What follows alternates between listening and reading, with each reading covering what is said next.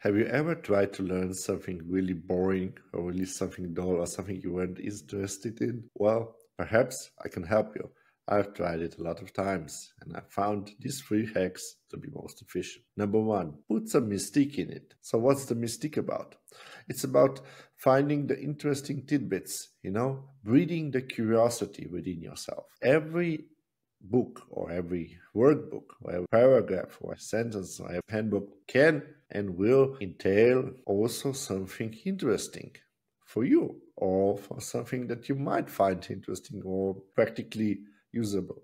So breed a sense of curiosity when you're reading it. Also, when you're first trying to tackle the book or the material you're trying to comprehend, just skim through, read really fast.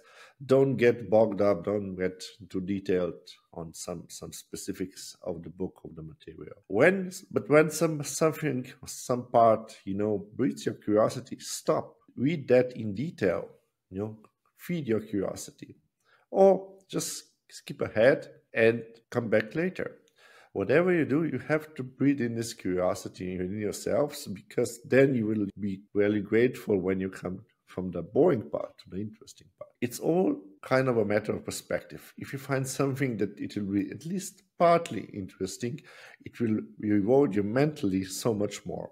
Also, never try to persuade yourself, I have to do this, I must do this, I should this. But change perspective in the sense of, I want to pass the exam, I want to know something about it, I want to be able to comprehend, to learn something about it. Even if not all parts are going to be interesting to me, I want to learn something new, I want to learn something about the matter, even though or without the, you find it not interesting. Once you will breed this curiosity, you will find that even in the most dull, not interesting material, you will find such small tidbits that are actually very interesting to you. So let's go to number 2, the hack number 2, engage your super skill. What does that mean? Perhaps you don't have a super skill, but you have like a skill, or something you like. Some people really like to draw. Some people really like to write. People really like to daydream about something. Some people like to watch thriller movies. Whatever it is, whatever gets you up, try to use it to your advantage. If, for instance, you're reading a history book, but you're really into action book, try thinking about how that history book would actually be a script for a thriller or an action movie.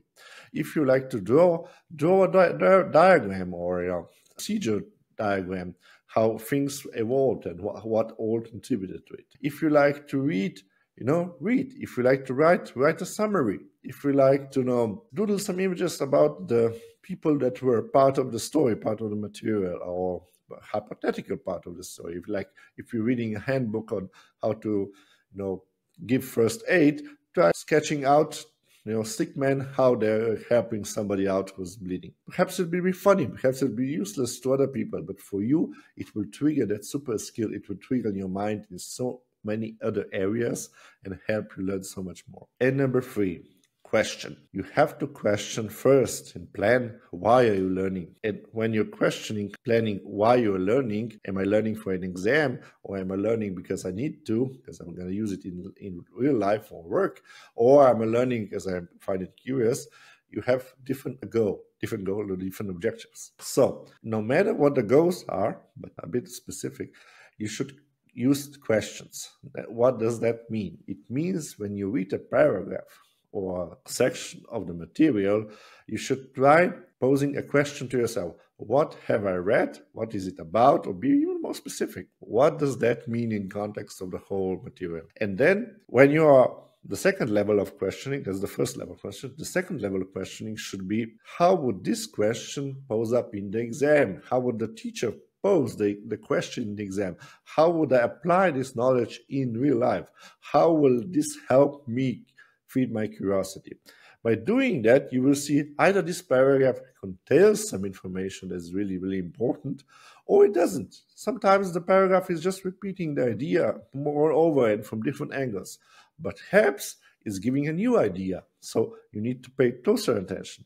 That's all very important, and you should use the question, number 3 method, to extract whether this paragraph is really important or not. And a bonus question, what not to do. Don't highlight the material. It will just cost you a lot of money for highlighters, and it doesn't do no good. There were several studies made and almost no effect from it. What did kind of help was extracting summaries, but that is kind of specific to the person you are. If you don't like writing summaries, will probably really bore you. But if you really write like drawing stickman, that will probably take you high in a higher orbit of mental energy and mental energy levels, and that will help you learn more. Keep in mind that learning takes patience, but also don't prepare and don't start something by having a must, by an obligation. Try posing it as an interesting thing that is perhaps bogged up with some uninteresting parts. Even when you're eating like a sandwich or something, you have the bread, which you don't like that much, and you have, I don't know, the meat or the vegetables that you like really well. But they both come together. So that's the same in the material. They have the interesting parts and the not interesting parts. Perhaps some materials have more interesting parts and some materials have only one interesting part or less interesting parts. But you should try to use your perspective or change or shift your perspective so that you will find interesting parts in it. For me, I tried to do it at a lot of times. I had to learn a lot of dull or boring stuff that I didn't like, especially sociology and philosophy and law, science of how laws are made. And one of the things I noticed that in one of the exams was there were 12 different authors all talking about some stuff. And I was finding it really boring. And I'll admit I fell asleep twice, even though I tried really hard. So I just, tried to comprehend what their style of the matter was, because everything else was too dull for me. And I just stayed at that level. And once the exam was there, the teacher actually put just an extract, one sentence the supposed author wrote, and the question was, which author wrote it? And all my colleagues who were actually studying really hard, they mostly didn't get it. They wrote another author. And discussing it outside, I usually don't discuss with other students. I said, no, that's not the author, that's somebody else. No, I said, no, it's not, because that author talks in a very specific style and he uses specific words in every sentence that were given in the summary book. And this author did not write that, so it's another author. And they're all looking, oh, how could this be? Did you read the original book? I said, no, I didn't read the original. I just studied the style really hard, because I found that really interesting, how they wrote really specific. And several years later, I found out that you can, compare styles of writing and so eliminate plagiarism. So that's why it really resonated then later to me, because I found out that people actually write in different styles. And when they are really passionate about something, and these authors were really passionate about the subject, although for me it was really dull, they were writing a specific style that is very unique and very personal to them. So sum up, too long, didn't read.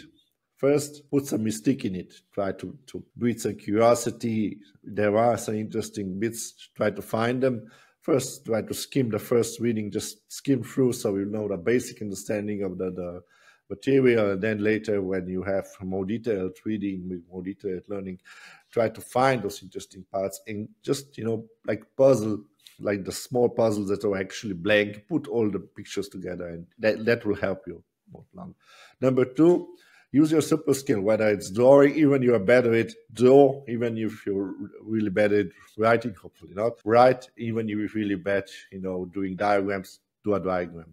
You will, enhance your skill, and also you will use 2 parts of your brain that will enhance your learning skill and your efficiency. And number 3, question yourself whether you're using for the exam. How would the question on the exam be formed? Would it be a multiple layer question? Would it be, identify the extract? Would it be an essay, short essays, 1 sentence, 2 sentences questions? How would the teacher ask the question? Is it even possible to ask a question about this specific paragraph? Sometimes it's not. And now, if you're learning for life, how can I apply this in life? If you're learning for a career, how can I apply this in a career or work settings?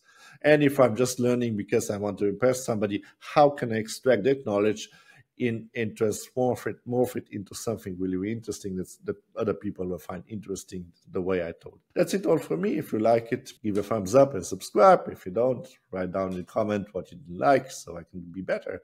And thank you for listening, and thank you for viewing my video.